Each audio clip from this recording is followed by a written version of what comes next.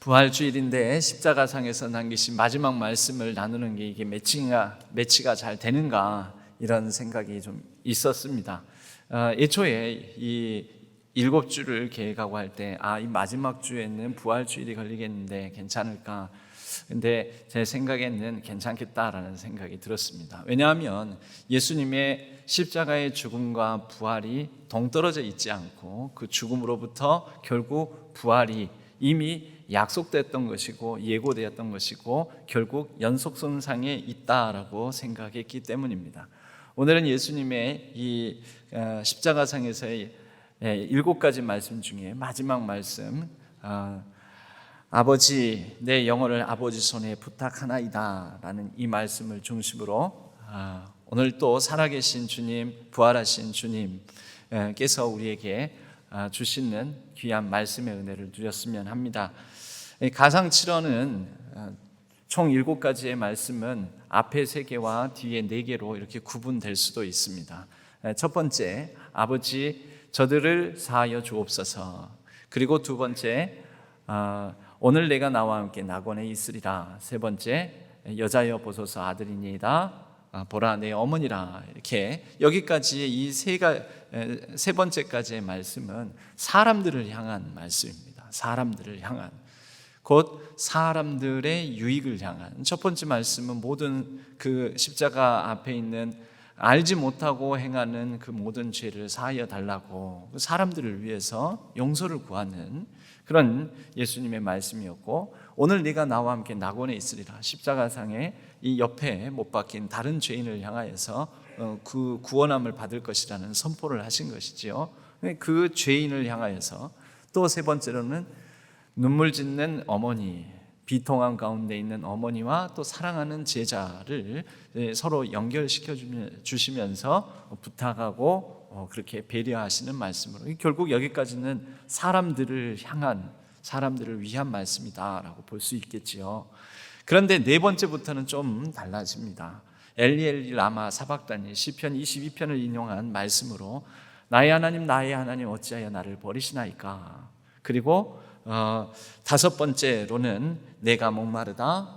6번째 다 이루었다. 그리고 7번째 내 영을 아버지 손에 부탁합니다. 이렇게 4번째, 5번째, 6번째, 7번째는 사실은 메시아적 사역을 수행하면서 메시아로서의 본분에 해당되는 말씀이다. 이렇게 말할 수가 있습니다.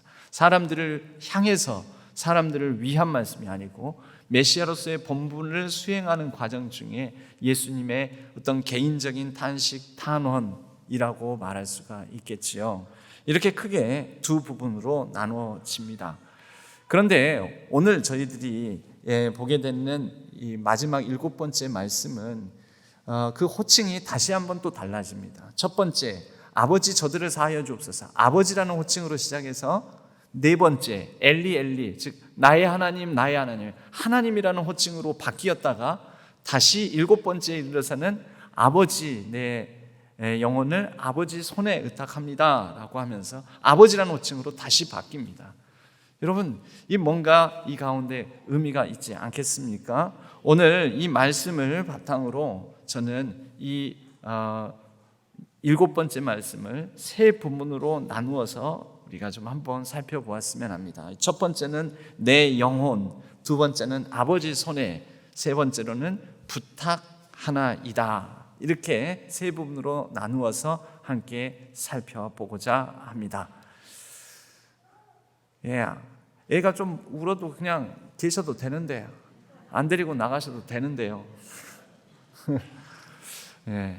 애 소리가 나는 교회가 좋습니다. 이 예배당, 본당 예배당 안에서도 애가 좀 칭얼거리는 소리도 나도 괜찮습니다. 그렇지 않습니까? 살아있으니까, 살아있는 교회니까 그러는 거죠. 너무 눈치 보지 않으셔도 되겠습니다. 먼저 내 영혼을입니다. 여러분, 예수님께서 이 7번째 말씀을 하시는 이 순간 여기까지 예수님의 지금 상태가 편안합니까? 편안한 상태입니까?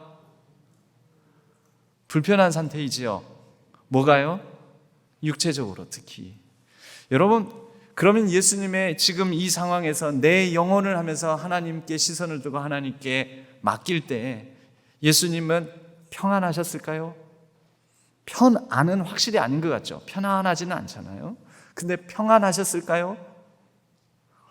어떻게 보십니까? 여러분, 우리에게 없는 것을 누군가에게 줄 수가 없습니다. 예수님께서는 십자가에 달리시기 전 제자들을 이 다락방의 강화 설교로 요한복음에 의하자면 14장, 15장, 16장에 이르기까지 긴 다락방 설교, 다락방 강화라고 하는 설교를 하실 때 제자들에게 하신 말씀은 나의 평안을 너희에게 주노라. 내가 너희에게 주는 이 평안은 세상에 주는 것과 같지 아니하다라고 말씀하셨습니다. 우리가 시작하면서 인사를 나눴는데요, 예수님께서 부활하신 다음에 첫 마디로 제자들에게 빌고 나눠주셨던 게 또 무엇입니까? 평강이 있을지어다. 평강을 나누어 주셨습니다. 여러분, 예수님은 항상 이 평안함 속에서 거하셨던 것입니다. 예수님이 누리시고 있는 평강, 평화, 평안함을 제자들에게 주시기를 원했고 주셨고 그것을 누리면서 함께 누리기를 바라셨습니다.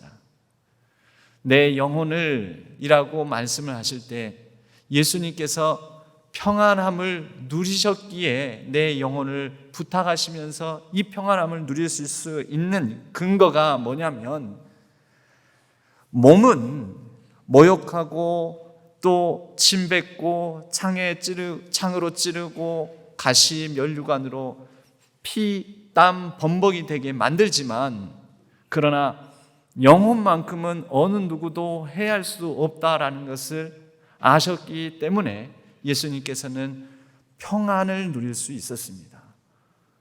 편안하지 않지만, 전혀 편안하지 않지만, 여러분, 우리가 신앙생활하면서 우리가 구하는 것은 무엇입니까? 편안함입니까? 평안함입니까? 여러분, 우리가 구해야 될 것이, 좀 더 앞서서 본질적으로 구해야 될 것이 무엇인지를 살펴보았으면 합니다.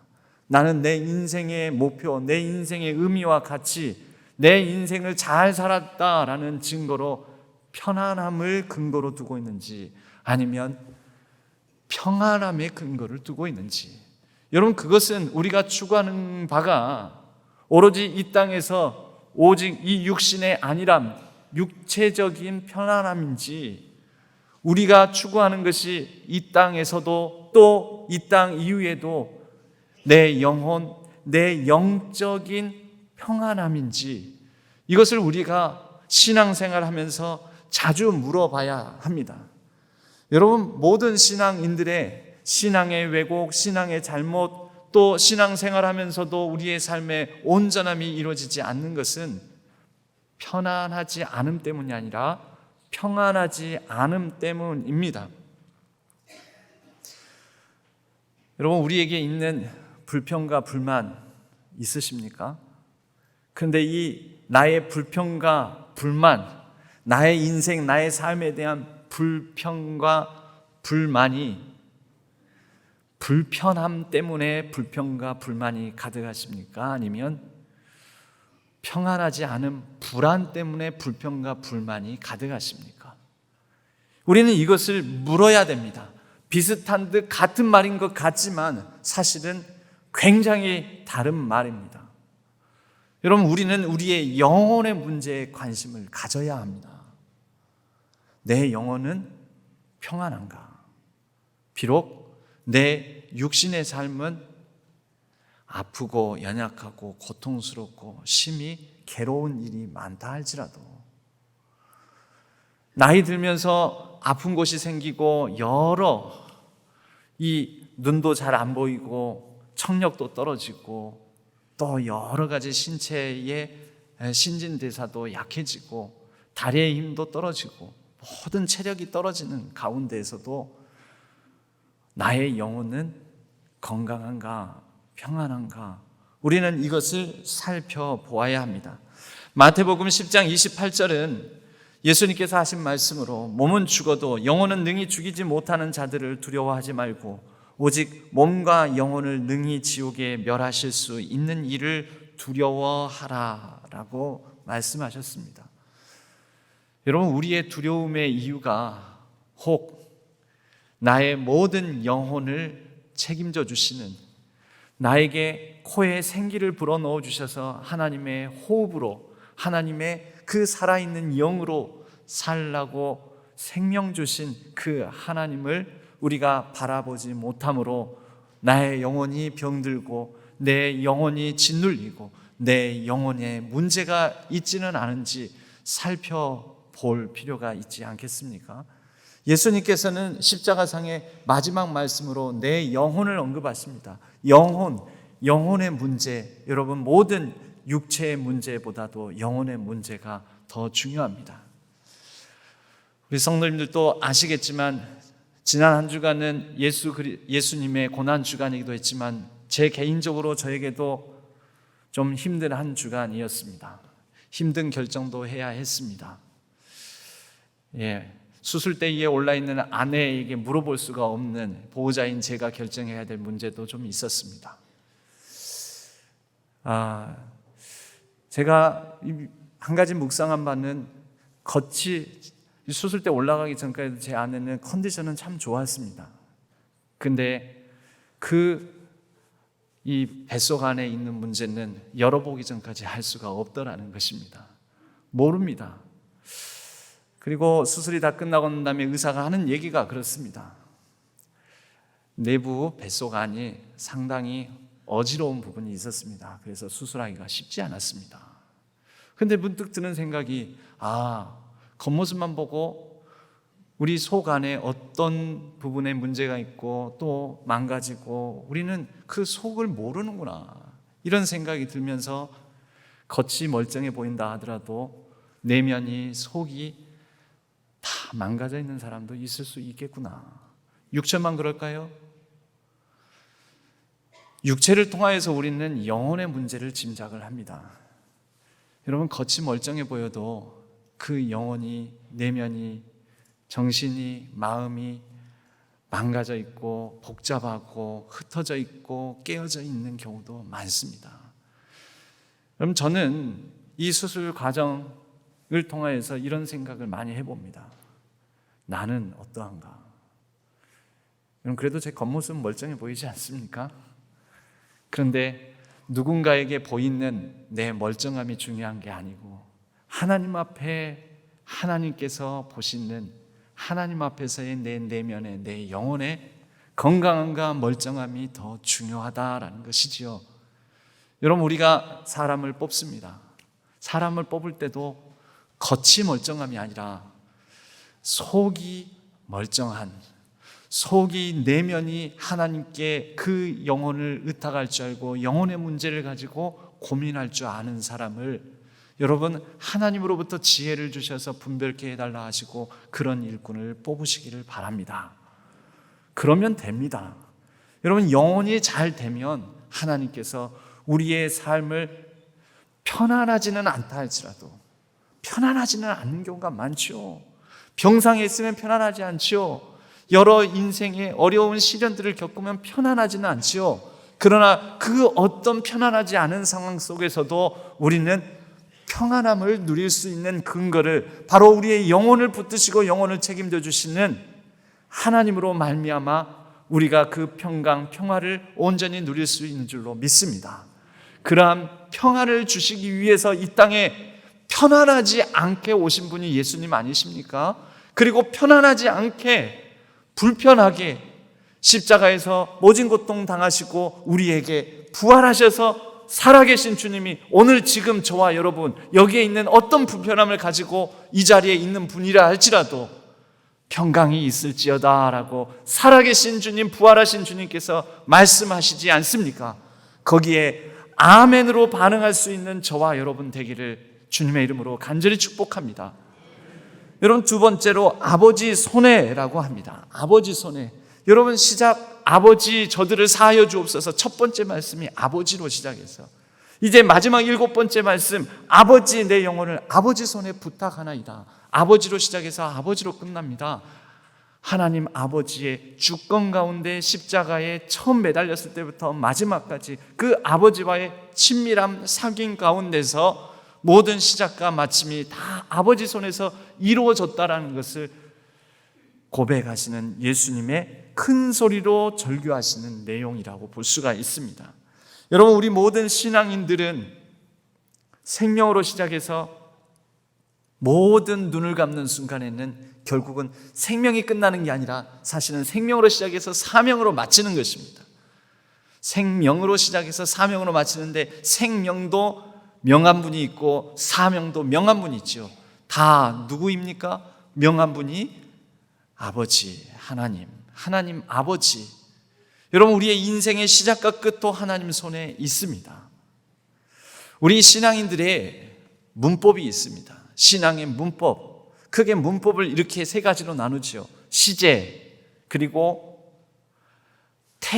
태라고 하는데요. 능동태, 수동태, 내가 주어인가 아니면 내가 목적어인가. 그리고 법이 있습니다. 직설법, 그리고 가정법, 그리고 명령법. 여러분, 우리 신앙의 문법은 뭘까요? 첫째, 우리의 시제. 우리의 시제는 뭘까요? 신앙은 결국 하나님과 함께 하나님의 뜻을 붙들고 하나님의 뜻을 이루기 위해서 살아가는, 하나님을 믿고 의지하며 하나님과 더불어 살아가는 삶이다라고 말할 수 있을 텐데, 우리 신앙인들의 시제는 항상 현재형입니다. 제럴드 시처라는 분이 있습니다. 이분이 하나님의 뜻이라는 제목의 책을 내셨습니다. 그 책의 내용은 길지만 그러나 한마디로 요약하자면 하나님의 뜻은 어디 있는가? 하나님의 뜻은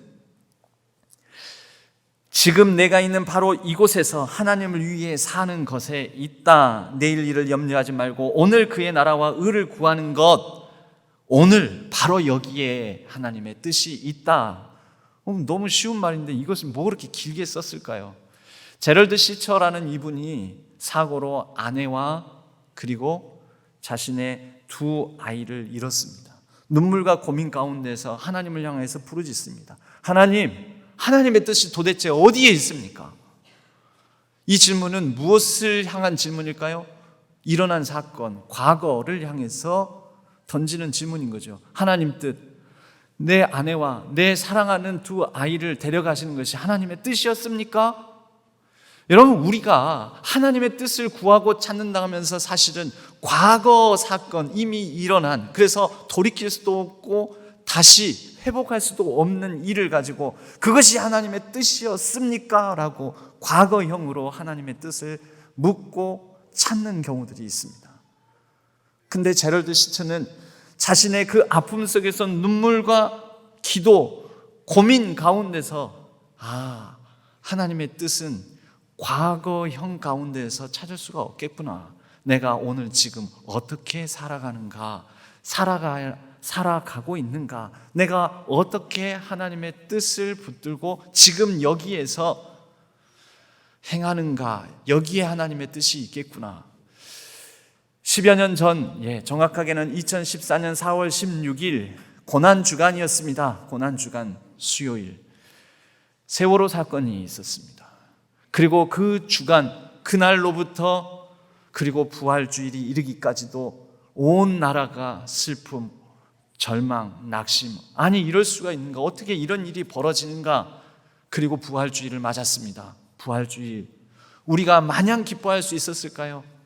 없었습니다. 하나님 왜, 그리고 하나님 어디에 계십니까? 왜 이런 일을, 그 아이들이 무슨 죄가 있다고, 잘못이 있다고. 그러면서 2014년 그 4월 20일 부활주일은 온전히 우리 기뻐하자, 우리 좋아하자, 살아계신 주님으로 말미암아 감사하자, 이렇게만은 말할 수 없는 그런 참 힘든 부활주일이었습니다. 그런데 여러분, 하나님의 뜻이 세월호에 그 300명이나 되는 아이들이 죽어야 하는 것이 하나님의 뜻입니까? 도대체 하나님 뜻 어디 있습니까? 여러분, 하나님의 뜻을 왜 이미 일어난 그 사건에서 구하는 걸까요? 아니죠. 하나님 뜻 어디 있을까요? 그 부활주일을 맞은 그날 아침, 그 현재를 살아가는 그때 당시, 지금 아파하고 있는 사람들이 있다면 그 아파하고 있는 사람들과 공감하고 그들을 도울 수 있는 일을 돕고, 그들과 함께 더불어 그 자리에 있는 것, 거기에 하나님 뜻 있지 않겠습니까? 현재라는 거죠. 현재. 여러분, 하나님 아버지의 손은 항상 현재, 그분의 손길이 우리의 현재적인 여기의 삶에 관심을 두고 붙잡고 계신다라는 것이죠. 그 손을 우리도 붙잡아야 되지 않겠습니까? 하나님의 뜻이 미래에 있다, 이렇게 얘기하는 경우도 있습니다. 하나님, 그래서 누구랑 결혼할까요? 무슨 직업을 택할까요? 어느 대학을 가야 될까요? 무엇을 먹을까요? 아니죠. 하나님의 뜻은 미래도 과거도 아닌 여기 현재에 있습니다. 여러분, 어떻게 순종할까요? 미래요? 아닙니다. 나 예전에 순종 많이 했습니다. 헌신 많이 했습니다. 지나간 과거의 헌신과 희생이요? 아니요. 지금 현재. 여러분, 보통 우리가 다이어트에 대해서는 그런 얘기 많이 하죠. 이렇게 맛있는 음식을 놔두고 내가 다이어트를 결심을 했는데 항상 다이어트는 내일부터잖아. 내일부터. 여러분, 이분은 다이어트를 하루라도 할 수 있을까요? 없을까요? 못하죠. 항상 내일부터인데. C.S. 루이스라는 분이 쓴 스크루테이프의 편지라는 책에 보면, 이 스크루테이프의 편지라는 책은 삼촌 마귀가 조카 마귀에게 양육을 시키면서, 이봐, 우리의 전략이 무엇인지 아니? 우리 사탄 마귀인 우리가 인간들을 하나님으로부터 떨어뜨리고 멀리하게 만드는 전략이 무엇인지 아니? 하면서 조카 마귀에게 편지를 쓰는 형식의 글입니다. 물론 허구죠, 허구. 그런데 거기에 사탄 마귀의 우리의 가장 큰 전략은 인간들이 하나님으로부터 무작정 떼어내려고 헌신하지 못하게, 희생하지 못하게, 믿음 생활하지 못하게, 너무 그럴 필요 없다. 그들이 대단한 결심, 대단한 헌신의 순종의 결단을 하도록 내버려 둬라. 괜찮다. 딱 한 가지만 주입해주면 된다. 뭘까요? 다이어트라고 똑같아요. 내일부터 하게 하면 된다라는 거죠. 여러분, 하나님의 뜻은 내일 없습니다. 오늘 지금 여기에 있습니다. 내일 기도할게요. 없지요. 오늘 지금 여기에 기도. 내일 헌신할게요. 아니요. 오늘 지금 여기에서의 헌신. 내일 순종. 아니요. 오늘 지금 여기에서의 순종. 오늘 지금 여기 사랑한다 말하는 거. 가족과 더불어서 함께 하나님 주신 기쁨과 평안을 누리는 것. 여러분, 바로 하나님의 손에 이끌림 당하는 신앙인들의 문법은 현재형입니다. 현재형. 오늘 지금 여기 현재를 소중히 여기시기를 바랍니다. 여러분, 우리의 삶은 이제 능동태냐 수동태냐? 신앙의 삶은 수동태입니다. 당하는 일입니다. 어려운 일 당할 때 나의 믿음 적으나, 여러분, 당하는 거죠. 수동태가 뭐냐면 당하는 거라는 것이죠. 우리의 문장 구성은 내가 뭐 한다. 우리는 자꾸 내가 뭐 한다라고 생각하는데 그렇지가 않습니다. 내가 태어나야지 하고 태어난 사람 어디 있습니까? 인생에 있어서, 우리의 삶에 있어서 가장 중요한 것들은 많은 경우 당하는 일들입니다. 나 한국인 되어야지. 그래서 한국인 되신 분 있습니까? 우리 당한 일이죠. 많은 일들이 그렇습니다. 여러분, 언젠가 우리는 또 죽을 겁니다. 내가 죽어야지. 아니죠. 죽음 당하는 거죠. 난 나이 먹어야지. 세월 지나가다 보니까 어느새 내 나이가 60, 70, 80 되시지 않았습니까? 수동태입니다. 수동태. 여러분, 우리에게 주어진 많은 일들이 주어진 경우가 많습니다. 이것을 우리는 믿음으로, 신앙으로 해석해낼 수 있어야 됩니다. 아, 많은 일들을 당하는구나. 어려운 일들도 당하고, 아픔도 당하고, 질병도 내가 걸려야지 하는 게 아니라 걸려지게 되고, 많은 실패, 고난도 당하고, 많이 당합니다. 그런데 이런 수동태적 삶에 내가 주어가 아니다라는 인식을 가진 게 신앙인들인데, 그럼 주어는 누구일까요? 아버지에게서, 아버지로 끝나는 아버지 손에 의해서, 아버지 손에 의해서 내 영혼은 그래도 그분 손에 의해서 다스려진다. 그분 손에 의해서 내 인생은 평안하다. 그분 품 안에서 나는 안전하다. 내가 안전해야지가 아니라 그분이 나에게 주시는 평안과 안전으로 인하여서 그분 손에 붙들린다면 그분이 이루어 주실 것이다. 이것이 우리의 믿음인 것입니다. 그리고 이제 우리에게 주어지는 법, 직설법도 가정법도 이렇다면 저렇게 하면 좋을 텐데, 그랬었다면, 내가 이렇게 했었다면 얼마나 좋았을까? 내가 좀 더 나은 집안에서 태어났다면, 내가 좀 더 인물이 좋았다면, 내가 여자였다면, 남자였다면. 여러분, 인생은 가정법이 아니죠. 역사에도 가정이 없다고 하지 않습니까? 우리에게 주어진 이 신앙 붙들고 살아가는 삶에는 명령법이 있습니다. 오늘 지금 여기, 내일 일을 염려하지 말고 오늘 그의 나라와 의를 구하라. 구하라. 바로 지금 여기. 순종 어떻게 할까요? 기도 어떻게 할까요? 여러분, 할 수 있는 기도를 기도하라 하셨으니 지금 할 수 있는 기도를 바로 여기에서 하시면 됩니다. 순종 어떻게 합니까? 할 수 있는 것부터 순종하시면 됩니다. 바로 지금 여기에서. 어떻게 살면 됩니까? 하나님 손에 붙들려 그냥 살면 됩니다. 여러분, 우리가 어떻게 해야지, 어떻게 해야 되나? 왜 많은 고민들을 할까요? 하나님 손 의탁하지 못하고, 그분 손 붙들지 못하고, 그분이 내 삶을 인도하신다라는 하나님의 다스림에 대한 우리의 믿음이 떨어질 때, 감 떨어질 때, 그때 우리에게는 불안감이 더 커지는 것 아니겠습니까? 바로 지금 여기에서부터 현재형으로 우리에게 주어진 삶을 하나님께서 주신 이 생명 가운데 사명을 따라서 그의 나라와 그의 의를 구하는 귀하고 복된 삶을 살아가는 우리 모든 성도님들 되시기를 바랍니다. 마지막입니다. 부탁하나이다. 예수님께서 부탁하나이다. 여러분, 우리가 이 부탁하나이다라는 이 말씀의 맥락이 사실은 예수님께서 이 십자가상에서 최초로 하신 말씀이 아닙니다. 성경을 보면은 예수님께서 엘리 엘리 라마 사박다니도 시편 22편을 인용하셨죠. 이 말씀도 시편 31편을 인용하신 것입니다. 시편 31편 5절 말씀은 이와 같습니다. 내가 나의 영을 주의 손에 부탁하나이다. 다윗이 온통 대적들로 둘러싸여 있는 상황, 원한 상황 아니죠. 다윗도 많은 경우 수동태였습니다. 그의 삶에 어려운 고난이 닥치고, 왕이 되려고 한 것 아닌데 기름 부음을 받고 도망 다니고, 여러분, 어려운 삶 가운데 그는 나의 영을 주의 손에 부탁하나이다. 여러분, 유대인들은 시편 말씀을 거의 달달 외우다시피 했습니다. 십자가상에서 예수님께서 마지막 말씀, 나의 영혼을 아버지 손에 부탁하나이다 라고 하실 때, 이것을 듣는 첫 번째 청자들, 이것을 읽는 첫 번째 독자들은 시편 31편 다윗의 고백. 여러분, 다윗의 고백에 그 역사적인 흐름을 따라서 예수님의 고백이 있고, 그리고 이 예수님의 고백에 다시 또 10여 년 뒤에 스데반이 돌에 맞아 죽으면서 그는 똑같은 고백을 합니다. 주 예수여, 내 영혼을 받으시옵소서.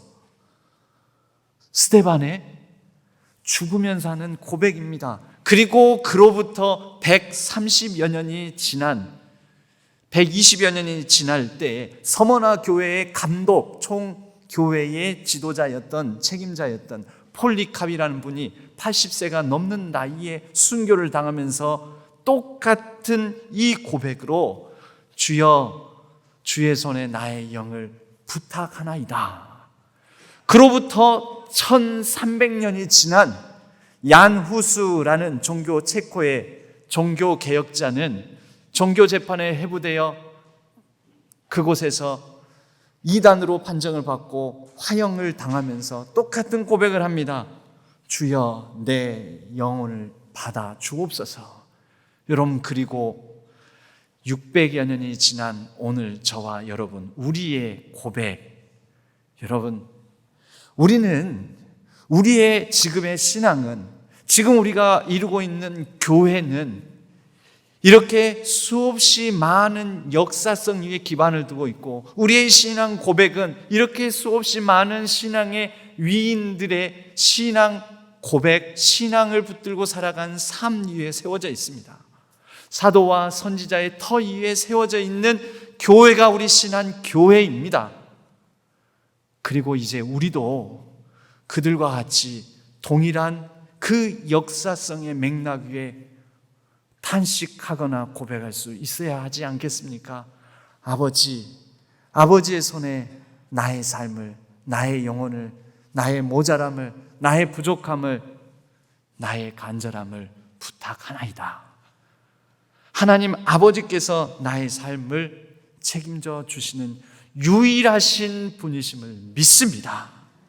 요한 웨슬리는 87세로 1791년 죽을 때에 나에게 마지막으로 펜을 다오.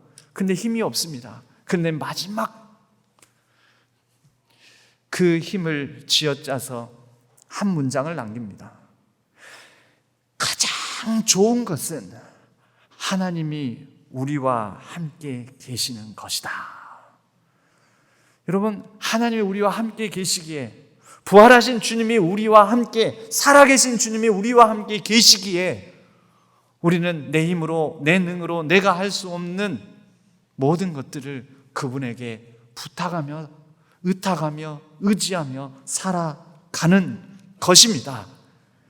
이 말을 적고 난 다음에 안녕하고 평안하게 눈을 감았습니다. 감리교의 창시자가 요한 웨슬리입니다. 여러분, 찬양 있지 않습니까? 세월 지나갈수록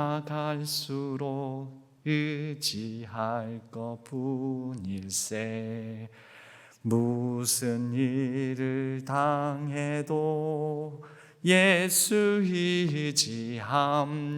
의지합니다. 여러분, 왜 우리가 예수 그리스도께 의지할 수 있습니까? 그 근거는 바로 오늘에 있습니다. 부활주일. 우리는 죽은 분을 신앙하거나 믿지 않습니다. 무덤에 계신 분을 믿지 않습니다. 무덤에서 나와 부활하신 주님, 살아계신 주님을 믿습니다. 그분을 신뢰하기에 우리는 그분께 우리의 모든 것을 내어 맡기고, 오늘 또 바로 지금 여기의 삶을, 그분이 주신 생명의 삶을, 그분이 주신 사명의 삶을 아버지 손에 이끌려 아버지 손에 의탁하며 살아가는 것입니다. 살아내는 것입니다. 그렇게 살아갈 때 저와 여러분을 통하여 하나님의 뜻이 조금이나마, 내가 이루는 것이 아니요 그분이 이루어 가시는 그 하나님의 뜻이 나의 삶을 통하여 이루어질 줄로 믿습니다.